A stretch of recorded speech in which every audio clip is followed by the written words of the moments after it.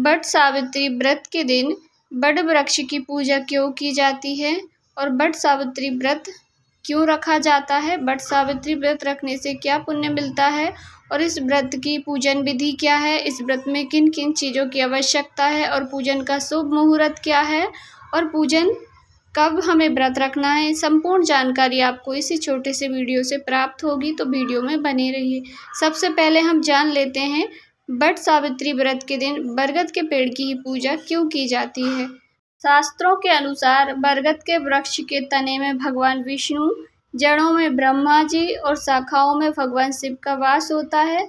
इस वृक्ष में कई सारी शाखाएं जो कि नीचे की ओर लटकती रहती हैं, जटाएं, जिन्हें देवी सावित्री का रूप माना जाता है। इसलिए मान्यता है कि इस वृक्ष की पूजा करने से भगवान का आशीर्वाद प्राप्त होता है और हमारी सारी मनोकामनाएं पूर्ण होती है। इसलिए इस दिन बरगद के पेड़ की पूजा की जाती है, बट वृक्ष की पूजन की जाती है। कहते हैं इसी बरगद के पेड़ के नीचे ही सावित्री ने अपने पति के प्राण वापस लाए थे, इसलिए बरगद के पेड़ की इस दिन पूजा की जाती है। सुहागन महिलाएं इस दिन व्रत रखती है।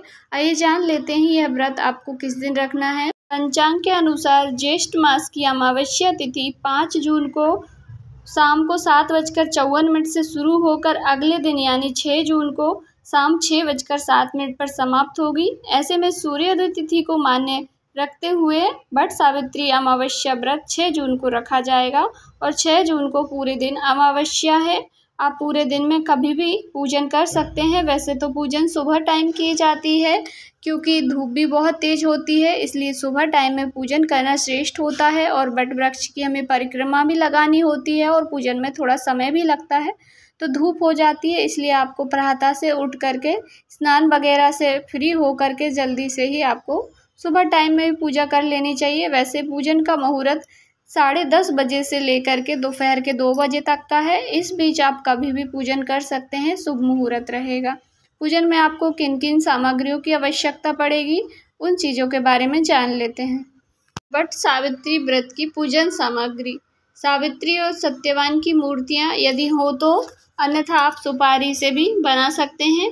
बांस का एक पंखा चाहिए, लाल कलावा, धूप, दीप, घी, फल जो मौसमी फल होते हैं, आम, केला जो आप ले सकते हैं, खरबूजा, जो मौसम के हिसाब से जो भी फल फ्रूट मिलते हैं वह आप ले लें।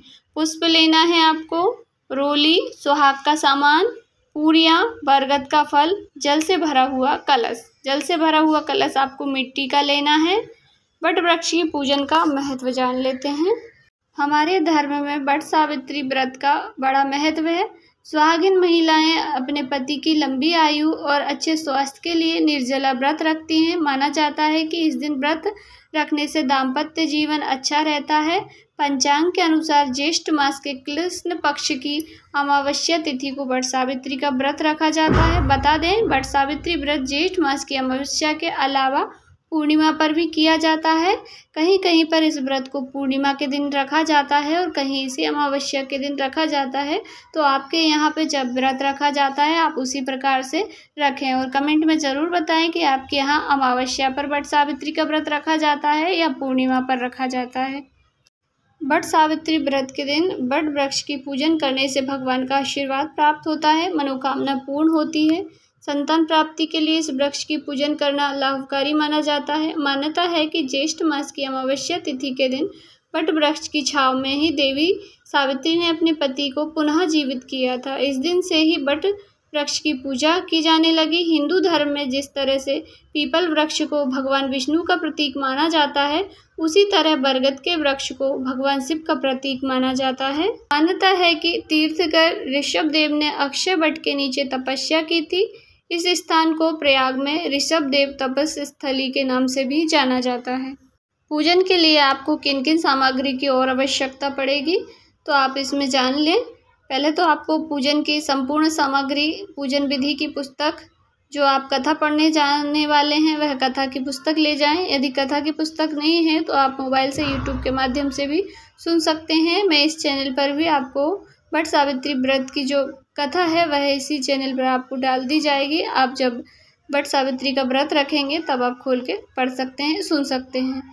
पुस्तक रक्षा सूत्र, कच्चा सूत्र जिससे आपको परिक्रमा देनी होती है 7, 11, 21, 51 या 108। वैसे तो 108 का विधान है, पर यदि संभव हो तो कर सकते हैं, नहीं तो 7, 11, 21, 51 भी आप कर सकते हैं।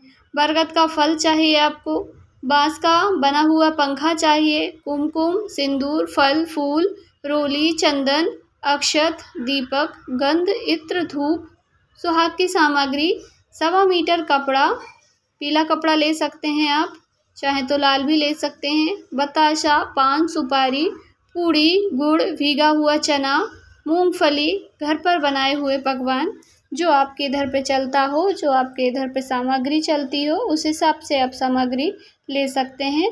यह नियम नहीं है कि जो जहाँ पर आपको जो भी बताया जाए वही लें, जो आपके नियम चलता हो आपके घर में, परिवार में, आपके आसपास में जो भी महिलाएं जिस प्रकार से पूजन करती हैं, आप उसी प्रकार से पूजन कीजिएगा। यदि आप पहली बार व्रत उठाना चाहते हैं तो बिल्कुल इस बार आप व्रत उठा सकते हैं। इस बार कोई भी 2 महीने नहीं है, अर्थात मल मास का कोई भी महीना नहीं है। इस महीने में आप आराम से व्रत उठा सकते हैं।